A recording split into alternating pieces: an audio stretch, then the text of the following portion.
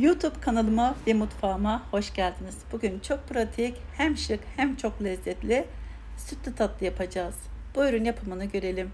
Öncelikle 1 litre soğuk sütü tenceremize alalım. Üzerine 1 su bardağı irmik, 1 su bardağı toz şekeri ekleyelim. Soğuk haldeyken güzelce karıştıralım. Daha sonra ocağın orta gözüne alalım. Devamlı karıştırarak pişirmeye başlayalım. Kısa süre içinde yoğun bir kıvam alacaktır.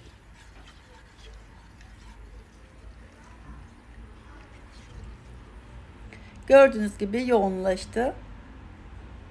Karıştırmaya devam ediyoruz. Fokur fokur kaynamaya başlayana kadar devamlı karıştırıyoruz. Kaynamaya başladı. 1 yemek kaşığı tereyağını ekliyoruz.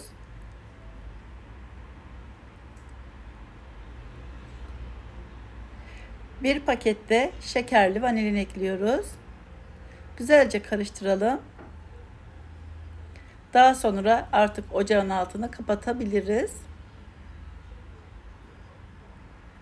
Gördüğünüz gibi bu şekilde kaynaması gerekiyor. Kullanacağınız kalıbı öncelikle soğuk suyla güzelce çalkalayalım. Daha sonra sıcak haldeyken tatlımızı tepsiye dökelim.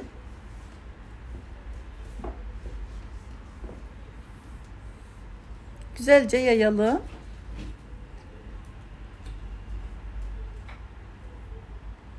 İlk sıcaklığı çıktıktan sonra buzdolabına bırakalım. En az 3-4 saat bekletelim. Gördüğünüz gibi kısa süre içinde hemen donuyor. Limonlu yapacağız. Jöle kullanacağız. Dilerseniz kendiniz sosunu hazırlayabilirsiniz. Limonlu, nişastalı, şekerli bir sos hazırlayabilirsiniz. Ben hazır jöle kullanacağım. 1 adet limonu güzelce yıkadım. Gösterdiğim şekilde dilimliyorum. Dondurucudan yeteri miktarda çilek çıkarıyorum. Gördüğünüz gibi çileklerimi de tarifini vermiştim. Tane tane çıkarabilirsiniz. Dondurucuda çilek nasıl saklanır bakabilirsiniz. İstediğiniz zaman böyle tane tane çıkarabilirsiniz. Kesinlikle birbirine yapışmıyor gördüğünüz gibi. Evet, şimdi jülemizi üzerindeki verilen tarife göre hazırlıyoruz. Daha yoğun bir kıvam istiyorsanız verilen ölçüden daha az miktarda su kullanabilirsiniz. Zaten tarifi üzerinde yazıyor. Üzerine kaynar su ekliyorum.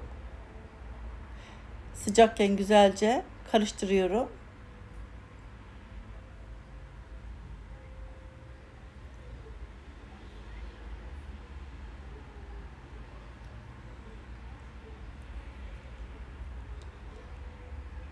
Çocuklar bu tatlıya gerçekten bayılıyorlar.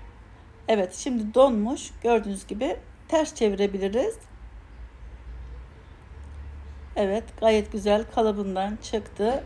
Üzerine gönlünüze göre süsleyebilirsiniz. Ben limon ve çilek kullandım. Limon aromalı yaptığım için jöresini.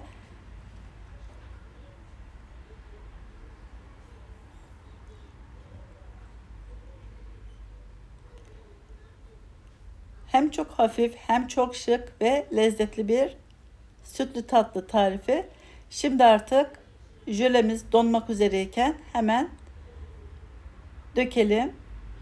Bütün meyvelerin üzerini kaplayacak şekilde dökelim ki parlak olsun. Meyvelerimiz mat durmasın.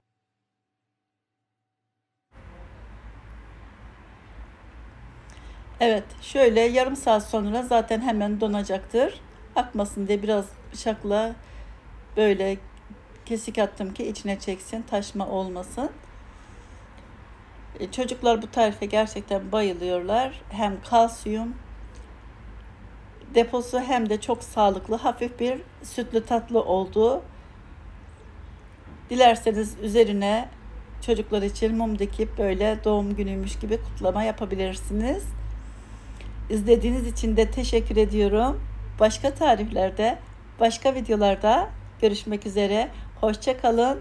Lütfen abone olup bildirim zilini açmayı unutmayın. Herkese afiyet olsun.